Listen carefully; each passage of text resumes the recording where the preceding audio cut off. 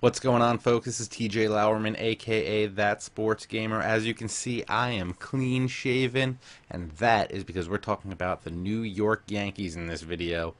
We're going to break them down for you in just a moment, but they're a pretty good team, overcoming some injuries right now, but those injuries you don't have to worry about when you're playing a franchise, because you just start off with them all fresh. So let's hop over there and take a look at who they got.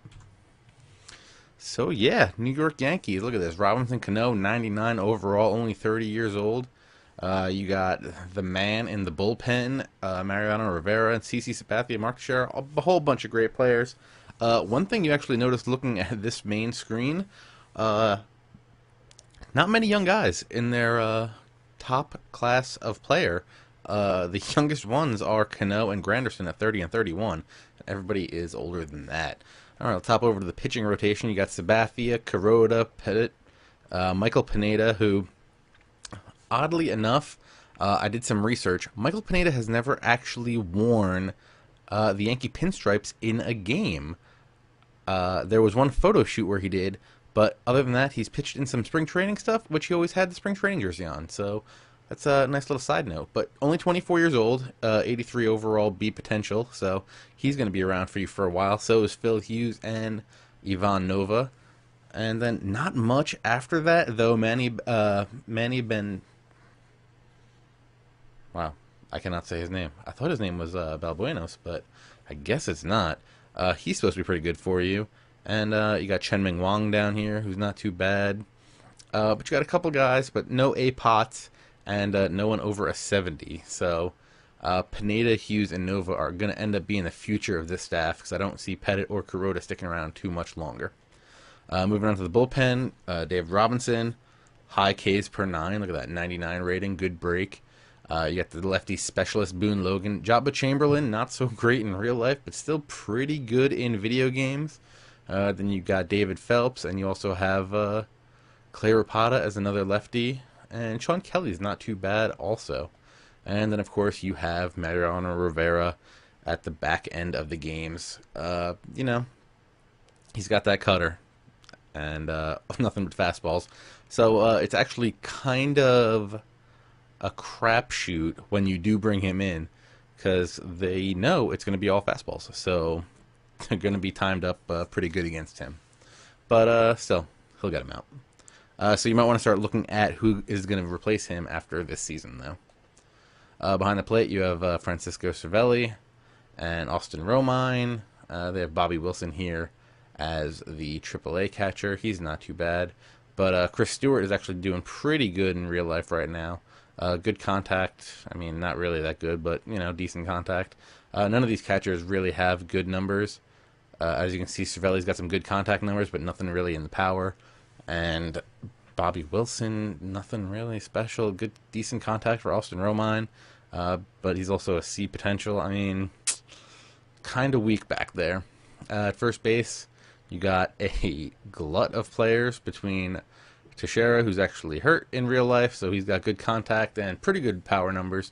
Hafner, good contact, good power numbers, but he's more of a DH kind of character for you.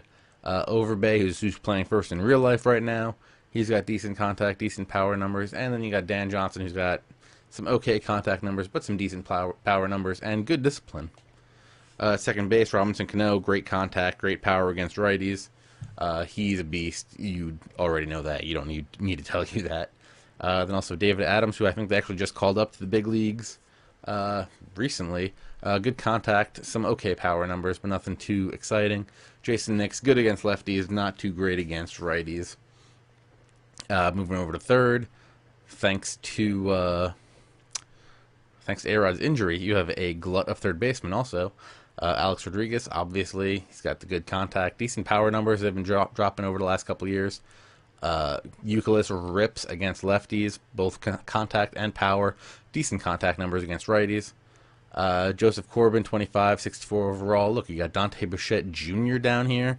You got Rob Segedin, who I went to high school with. Actually, I think he became a freshman the year after I graduated, so I actually didn't go to high school with him. But New Jersey represent.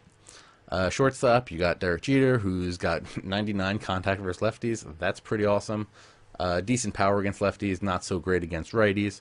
But you're going to have to start thinking about replacing him in the near future. Eduardo Nunez has good contact numbers, but not really there on the power numbers, but kind of clutch, or not kind of clutch, kind of good vision, but also good kind of clutch, not too bad. But after that, nobody really. Left field, Vernon Wells has been tearing the cover off the ball, good contact, good power, a decent outfielder for you. And Brett Gardner's got the contact, not that much of the speed. Not that much of the speed, my bad. Brett Gardner, way fast. Not that much of the power, but 97 speed, 98 base running ability, and base running aggressiveness. He's a beast for you. Center field, you got Curtis Granderson, decent contact numbers, pretty damn good power numbers.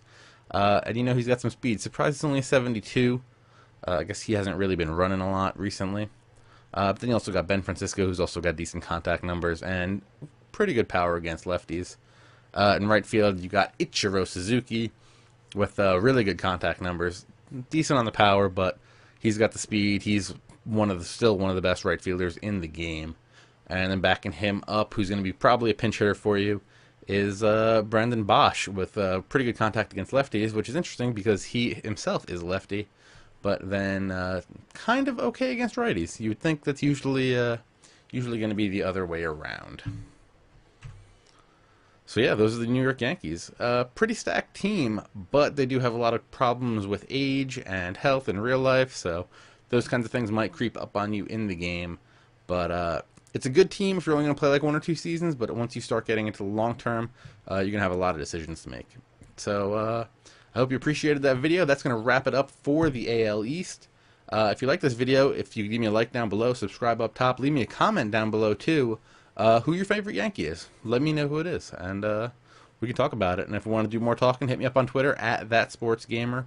And next week, I'll be coming at you with the NL East, and that's going to be our final week of these breakdowns. I hope this has been fun for you, because it has been fun for me.